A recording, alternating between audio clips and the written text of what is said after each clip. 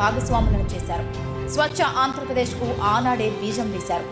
దేశంలోనే మొట్టమొదటిసారిగా e governance కు నాంది పలికారు. పేదరికంతో సతమతమయ్యే పల్లెల్లో చంద్రబాబు ప్రభుత్వం ఏర్పరిచిన స్వయం సహాయక సంఘాలు కొత్త వెలుగులు నింపాయి. డ్వాక్రా సంఘాలకు రుణాలిచ్చి ప్రోత్సహించారు. ఐటీ మరియు ఐటీ ఆధారిత సేవలు భారతదేశపు అతిపెద్ద ఎగుమతుల పరిశ్రమ కావచ్చని చంద్రబాబు ఆనాడే ఊహించారు. అందుకోసం ఏపీని పెట్టుబడులకు గమ్యస్థానంగా ఇన్ఫర్మేషన్ టెక్నాలజీ హబ్ గా మార్చడానికి చంద్రబాబు చేసిన కృషి బిల్ గేట్స్ వంటి ప్రముఖులను సైతం ఆకర్షించింది. చంద్రబాబు విజన్ లో ఐటీ అన్నది ఒక భాగం మాత్రమే. అంతకు మించి అనేక రంగాలలో అనూహ్యమైన మార్పులకు చంద్రబాబు నాంది పలికారు. చంద్రబాబు గారి విజన్ 2020 ఈ విజన్ డాక్యుమెంట్ లో పేదరిక నిర్మూలన, స్థిరమైన అభివృద్ధి గురించి మాత్రమే కాదు, అద్భుతమైన మౌలిక సదుపాయాల కల్పన, గ్లోబల్ ఎకానమీలో చేరిక గురించి కూడా ఉంది. ఆ అంశాలన్నీ నాటి అమెరికా అధ్యక్షుడు బిల్ క్లింటన్ సైతం ఆకట్టుకున్నాయి. చంద్రబాబు గారి పాలనలో సాంకేతిక అభివృద్ధికి మచ్చుతునుకగా ఈ సేవా సెంటర్లను ఎలా చెప్పుకుంటామో, రైతు సంక్షేమంలో భాగంగా రైతు బజార్ల గురించి కూడా అలాగే చెప్పుకోవాలి. క్రీడా స్టేడియంలతో పాటు ప్రజల ఉల్లాసానికి పార్కులు కూడా అభివృద్ధి చేశారు.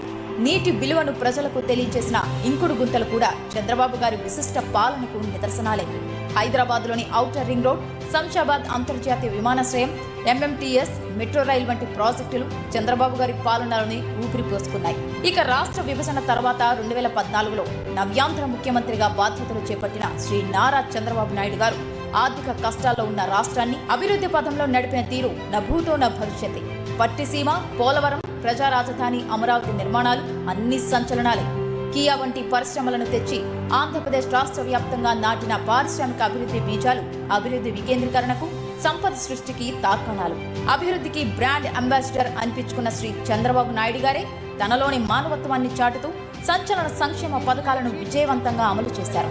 పింఛన్ల విషయాన్నే తీసుకుంటే అన్న ఎన్టీఆర్ 1984లో 30 రూపాయల పింఛన్ ఇస్తే చంద్రబాబు గారు 1995లో మొదటిసారి ముఖ్యమంత్రి కాగానే 75 రూపాయలు చేశారు.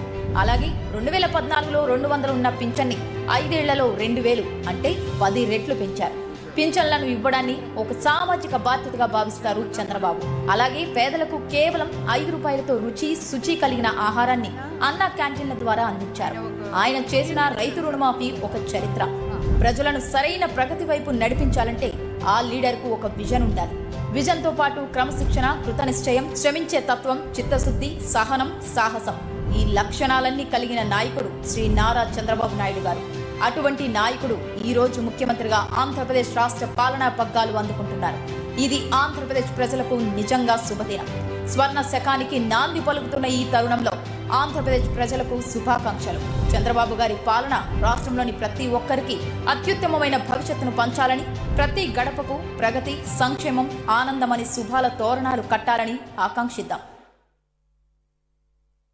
ఓసారి చప్పట్లతోటి మనం వెల్కమ్ చేయాల్సింది, స్వాగతం పలకవలసింది. గత 10 ఏళ్లలో తనకంటూ ఒక ప్రత్యేకతను సంతరించుకున్నారు తండ్రికి తగ్గ తనయుడు. 5 ఏళ్ల కీలక శాఖలకు ముఖ్యమంత్రిగా నవ్యాంధ్రకు పెట్టుబడుల కలను తీసుకొచ్చిన లోకేష్ గత 5 ఏళ్లుగా ప్రతిపక్షానికి చిరునామాగా నిలిచారు. తండ్రి కార్యదక్షత, పిలుపుతో యువగళం స్ఫూర్తిగా రాష్ట్రమంతటా యువతలో చైతన్యాన్ని తీసుకొచ్చారు. Please put your hands together and welcome Nara Lokesh గారు. ఒక అకుంఠితమైనటువంటి దీక్ష ఉన్నప్పుడే ఒక అద్వితీయమైనటువంటి స్ఫూర్తి భాగస్వాములను చేశారు. స్వచ్ఛ ఆంధ్రప్రదేశ్ కు ఆనాడే బీజం వేశారు.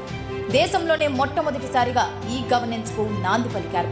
పేదరికంతో సతమతమయ్యే పల్లెల్లో చంద్రబాబు ప్రభుత్వం ఏర్పరిచిన స్వయం సహాయక సంఘాలు కొత్త వెలుగులు నింపాయి.